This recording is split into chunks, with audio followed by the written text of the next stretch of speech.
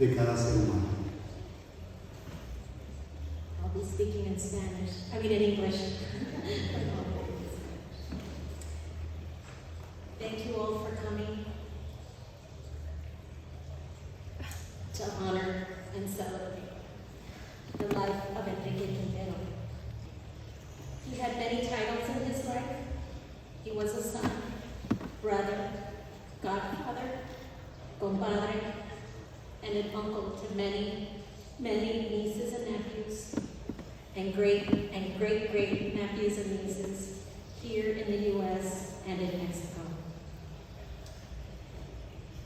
Some of you may have referred to him as Uncle Hank, Nino, Henry, Don Lázaro, we just heard that story, and most simply and tenderly as Tío by my siblings, and as Tico by the grandnephews and nieces to whom he served as a grandfather figure. Enrique lived with his sister Maria and her family for over 5 decades. For those that might not understand how amazing this was, let me explain. There are 10 Ibarra children, and the house only had 2 bedrooms. I'll let you try and figure out the logistics of where everyone slept. But I will say that Enrique always had his own bed to sleep on in that house. He could have chosen to live with any of his other siblings, or in the 2-story house he built in Mexicali. But he chose to be with his little sister Maria and her full house. I believe he enjoyed having all that activity around him and liked to feel needed. And boy, was he needed. He and my dad worked hard pouring concrete to make a driveway, steps, and patios around our steep hillside home in City Terrace. Through his hard work, my mom had a place to hang the clothes to dry, which she still does to this day, and where she could grow potted plants, and where us kids could play. Eventually, my Tío and my dad built an extra room out of the basement to help alleviate the bathroom issue. You can only imagine one bathroom for 12 people, and the need for more bedroom space as the kids grew into young adults. He was truly a jack of all trades. He could fix just about anything that was broken, often without the necessary tools, simply relying on his own resourcefulness. He would use every part of everything we had and hated to waste anything. You should see the retaining wall holding up the backyard terraces. It's made up of old pipes, doors, wooden furniture pieces, and other found objects that he took apart once they were no longer functional. There was no need for actual retaining wall materials like rebar, brick, and cement. My deal was the quintessential repurposer. Every rug or carpet that anyone had became a part of the backyard. He claims it helped curb erosion of the dirt and gave him a stronger surface to walk on instead of the plain dirt, particularly when it got wet and muddy. Most of us know about slipping and sliding on the mud in the backyard on our way to school after a good rain, so maybe he was onto something with those rugs. I'm not sure if he ever complained about the work or the noise in the house. Well, let me take that back. I know he complained about all those things, but for some reason he stayed. He did all the cementing, woodworking, toilet fixing, painting, and other handyman jobs around the house for decades. And he hung out with all us kids, and the grandkids, and the great-grandkids, without much of a visible fuss. He could have easily got up and left, and for a brief time, according to my mom, he did. But only after a few months, when my parents were on a visit to Mexicali, he asked asked my dad if he could come back, and my father told him, "We never asked you to leave. As long as we have frijoles and tortillas and a roof over our head, so do you. Enrique, you are always welcome with us." And from then on, he continued to live with us up until the very end of his life. The early years were tough because despite being an extra adult in the house, the discipline of the kids was not up to him. Although he had to live in the same room with at least 2 of my brothers at any given time, and had to deal with them as they got older and bolder, there were times things got intense. But you heard the story last night my mom said about the Tico. He always had a belt at the ready to shut down any misbehavior. He was equally loved and feared in that home. We all respected him, partly because he was a strong, stocky man in the 1970s, 80s, and 90s, and he could probably kick the you-know-what out of us if he wanted to, but also because we were taught to respect our elders. And we really did grow to love his cranky ways. He loved to give advice, whether you asked him for it or not. As a jack of all trades and a news junkie, he had an opinion about everything. He also loved to tell quick one-line jokes, often at the expense of others. But boy, did they get a laugh. And he loved to replay those jokes over and over again through the years. So if you ever did anything that was funny or embarrassing and he heard about it, you would never live that down. He loved to rehash those most embarrassing moments over and over and over. Because his social interactions were few and far between, he only had those memories to rely on. So they became bigger and more elaborate with every retelling. Lucky for those that got to share in a rare social appearance by Enrique. For some reason, he preferred the life of a hermit, staying home alone, watching old movies, or binging on world news. But those special rare times when he made an appearance at a wedding, birthday party, quinceañera, baptism, fishing trip, backyard barbecue, or out for drinks at a bar, or one of his nephew's houses, he made sure to make it well worth it. He never said no to a willing drinking buddy, like his brothers Lorenzo and Salvador, who lived nearby, and later, when they were gone, hanging out with all of the Quintero cousins from Pacoima, East Los Angeles, Mexicali, and Puerto Vallarta. His drinking would always include singing Javier Solís songs, some dancing, and of course, jokes and laughter. If you ever visited my mom's house, most likely he would come out of his room and ask if anyone was willing to take a shot of tequila with him. Once he had 1 shot, it would lead to 2, and then you might get him to start singing or telling stories about his younger days. He was skilled at playing pool and dominoes, but preferred to play only with people that could give him a challenge or would play for money. Enrique was a pretty independent guy. He would walk to church on Sundays and go to the hardware store, market, and get his hair cut.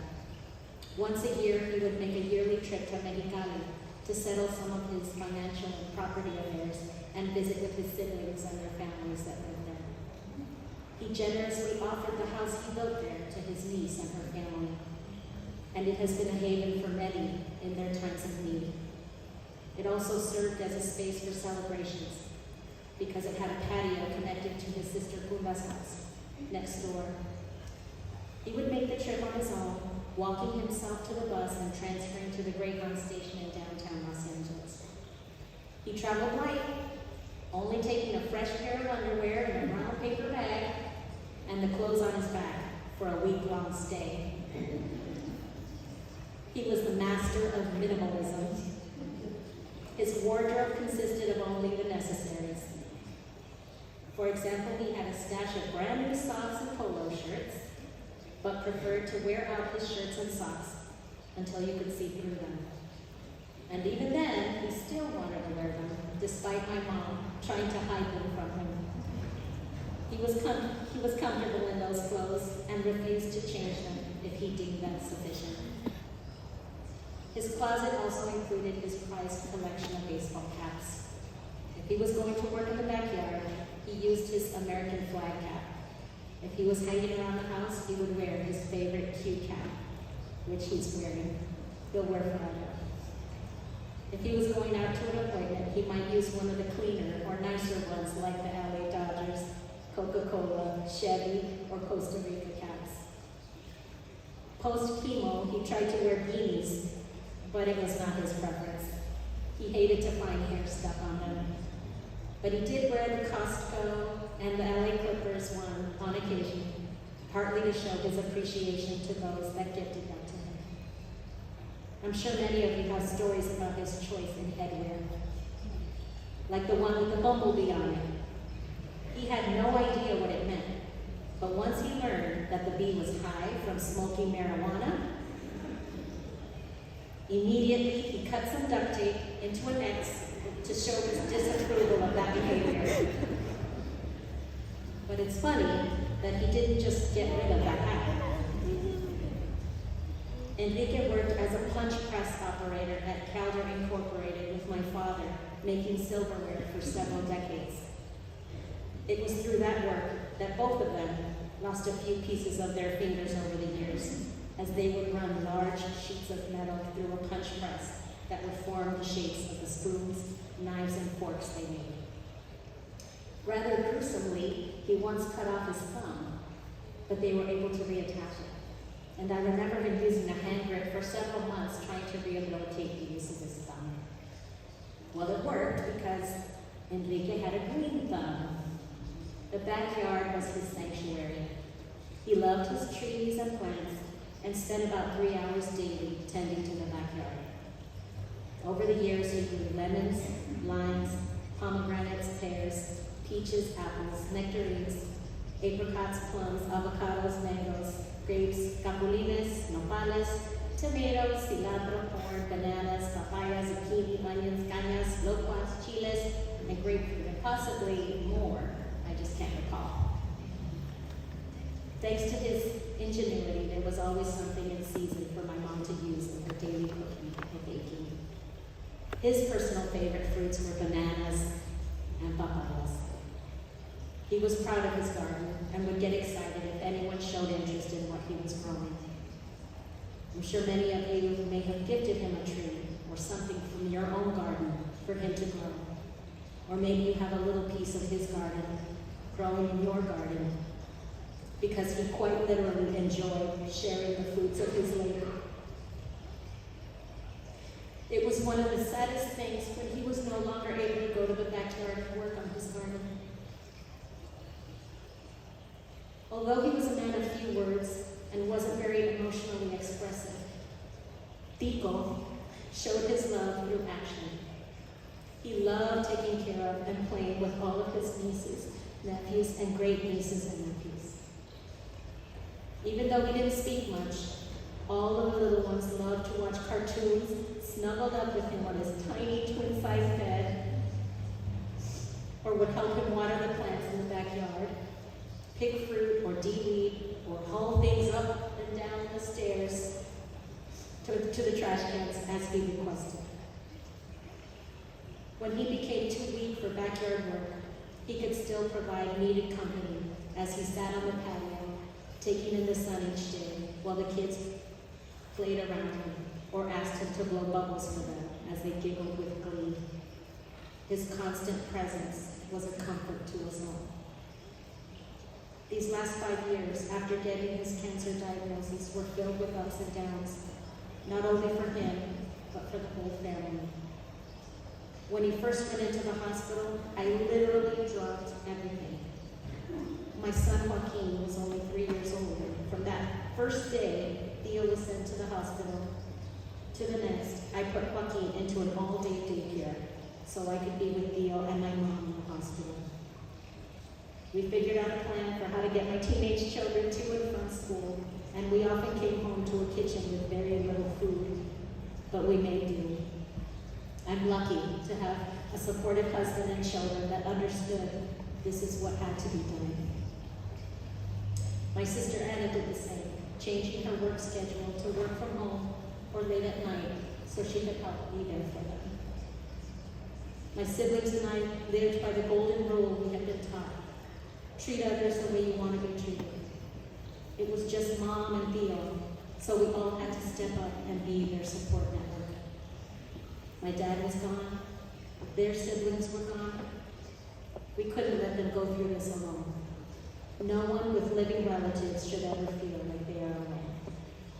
Each of us did what we could, staying overnight in hospital, picking up prescriptions from CVS, taking care of his precious garden, taking out the trash, playing games with him and my mom, bringing food, handling all the paperwork and phone calls, taking them to doctor appointments, visiting with them, and sharing meals and stories to pass the time.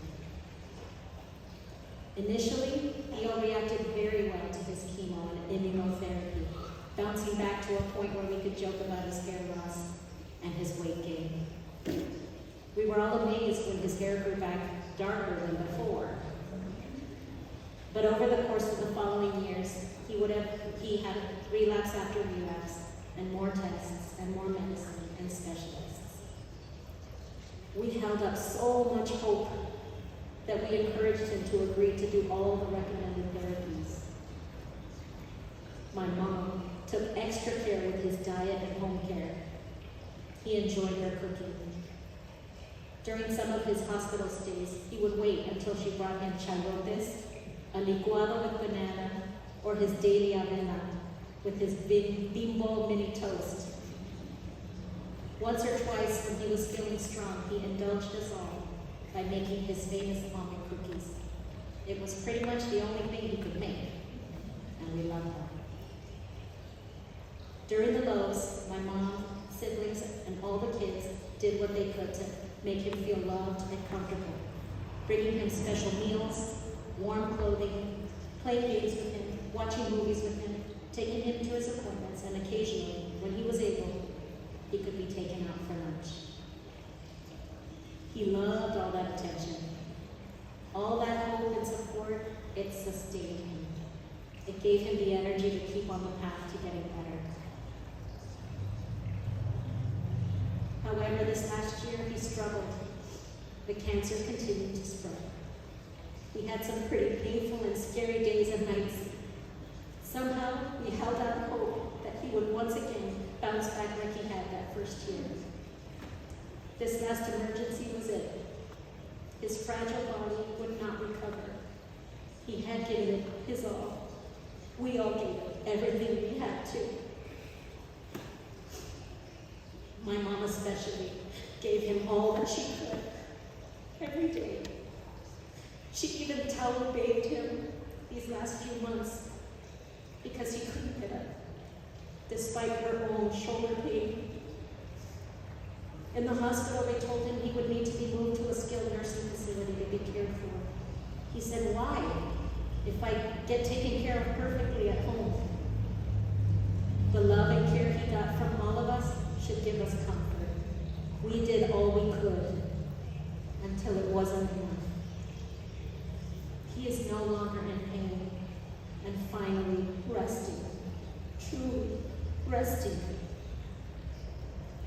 I hope we can rely on our happy memories of him eating bananas with a tall glass of milk, or leftovers that he turned into burritos. His jokes, even if they were at our expense. Him singing into the karaoke microphone. Dancing with us at Mom's 81st birthday in January, or at Anna's 50th birthday party a few years ago. Taking shots with him, making carne asada, memories of him gardening or offering you some fruit. Him laying down watching TV in the living room or his bedroom, playing games with kids on the front patio, or him smiling. He was always smiling. He's an angel now, watching down on us from heaven, surrounded by his parents, siblings, nephews and nieces, my dad, and many other loved ones who have come before him. He was loved by so many and will be missed by so many too. Each of us has a favorite memory with him that will bring a smile to our face and will warm our heart. Cherish them and share those stories with those close to you. To quote my son Joaquin, Tico was one of my favorite people. Rest in peace, Tío. Te queremos mucho. His answer would probably be igualmente.